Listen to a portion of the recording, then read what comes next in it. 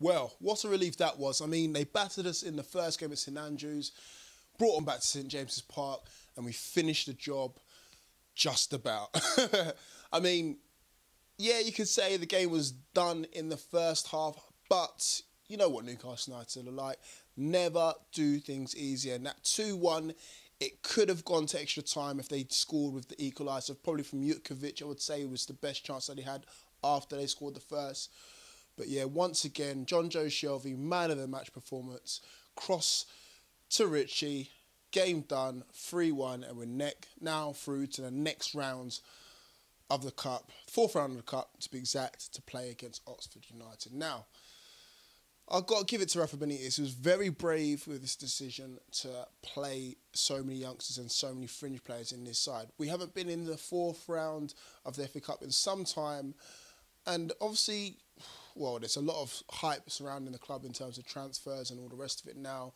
We need something positive to kind of steer away from all this negativity about who runs the club and who runs transfers and stuff like that. So putting in the likes of Dan Barlaser and El Mahani was very brave of Rafa, and it kind of paid off. I mean, I wouldn't say both players had the best of games, but, you know, oh, and obviously, sorry, of course, Stuart Finlay at the back as well, who had, I think, probably say the best game out of the three youngsters. I would have to say all three, you know, are products of our academy to some extent. Obviously, we've brought in El Mahani and Finlay from Celtic, and obviously Dan Barlaser is a definite product from the academy, and it's good to see these guys get some minutes on the pitch as well. The rest of the team, obviously, you might be aware of them. We had the likes of, obviously, Sells in goal, Yedlin, Hanley alongside Finlay, Lazar as well, who played okay. Midfield was the strongest area out of all the positions, I'd have to say. Richie on one side, and then obviously we had the likes of Shelvey and Tiote running the show. Tiote did not too bad, not too shabby. And then obviously we had El Mahani out on the left-hand side. Probably not his favourable position, if I'm honest with you. I had showed a couple glimpses of his tricks and flicks. The guy's been used as a body double for Ronaldo, so obviously he knows how to do a step over or two, but doesn't always make the right decisions when it came to either putting in a cross or passing the ball before he got subbed off into the second half. Up top, obviously, we had Gouffran, surprisingly, and Barlaser. Barlaser was running about and kept himself lively, but I'd say out of the two, Gouffran was probably the standout out of the two from the chances that he created. Now, Newcastle, before I get onto that, Birmingham City, obviously they made changes as well. Jutkovic didn't start. They went with David Cottrell, who had several opportunities to get on the score sheet. Obviously, he did eventually, but yeah, he should definitely had a couple more chances as well. Che Adams looked very good for Birmingham City. Birmingham City fans, if you're watching, you've definitely got a good youngster on your hands there. But apart from that, they rested a lot of players. Fabrini was on the bench, and yeah, it brought him on onto the second half. Probably should have started with him, if I'm honest with you, because he definitely looked a lot livelier in the first game. Anyway, so starting with the game. Sorry that took so long. Newcastle United obviously got off to a really, really good start. Shelvey on the ball, just wanting the ball. It's like he's never been away. I mean, it just goes to show how much we've needed him in those last 5 games. You know, as soon as he comes into the game, back on the pitch, demanding the ball, spreading the ball out wide, quick thinking, and obviously his quick thinking led to the first goal, whipped in a fantastic ball for Gouffran to get onto,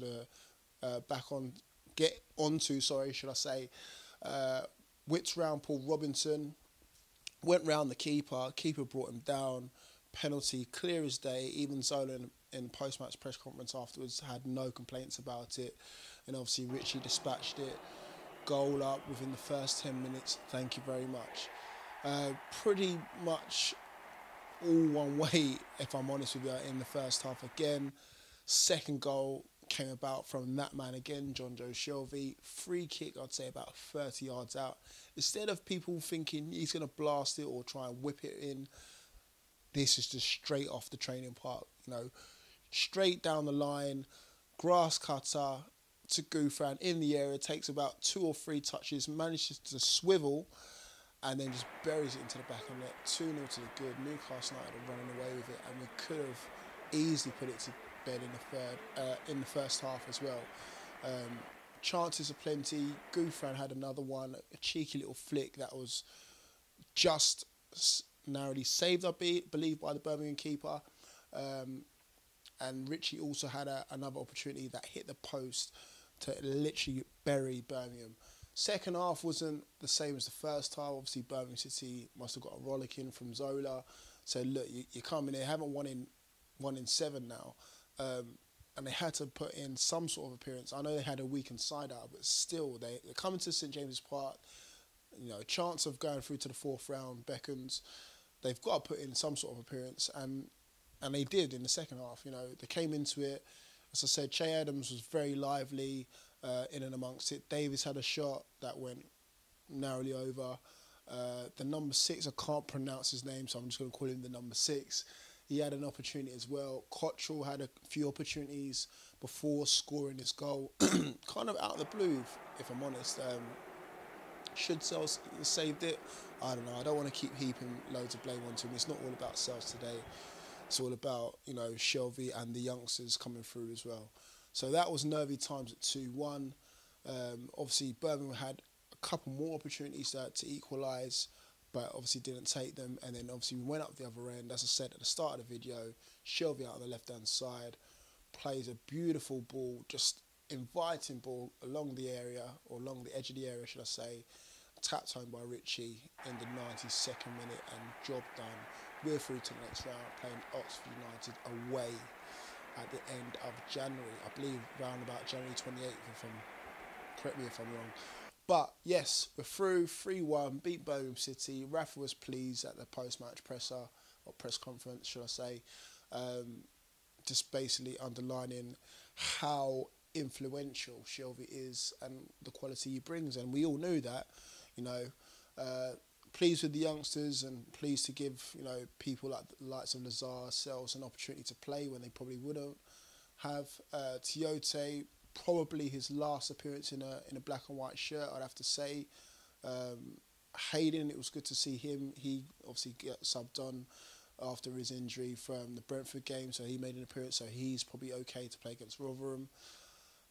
No signs of, obviously, Murphy. Obviously, he had 2 previously good games against Birmingham and Brentford, but probably going to be safe for the Rotherham game, if I'm honest, alongside Gouffran. Richie had a decent game. He was in and amongst it. Obviously, scored a goal, or scored 2 goals, should I say, but man of the match performance has to be John Joe Shelby. Played a part in all 3 goals. Could just see he was just up for it. You know, he's been waiting for this opportunity. You know, he's been out for 5 games, itching to get back, and you know what, he made amends for, you know, letting us down and letting himself down as well. But again, we're here for positive, because we're through to the next round of the Cup. 4th round, we haven't been here for a while. Let's go at it. We've got Oxford United in the next round of the Cup. I'm happy, I'm buzzing. You should be buzzing as well if you're a Toon fan watching this. And yeah, nothing more to talk about really. On to the next game against Rotherham. See you guys all soon. Thank you guys for watching. Keep it Toon. Peace.